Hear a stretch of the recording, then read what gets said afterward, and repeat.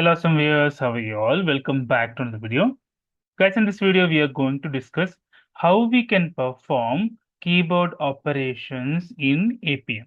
So we have a main class Appium Driver here. We are taking two parameters as example, Appium Driver and keys. Whatever the key you want to press. For example, we'll see one example how we want to press. If you want to press, let's say, keyboard down, how we can press it. So we're taking actions class, actions, new actions of driver, which is an Appium driver, actions dot send keys of the key, whatever key dot perform. You can pass a shift one, a tab key, a space, etc. In this example, I want to press the down arrow key. So instead of key, I'm just hard coding is keys dot down. Hope you like the video, guys. If you like the video, please click on like. If you're a new viewer, please click on subscribe. Till then, guys, take care. Have a great day. Bye bye.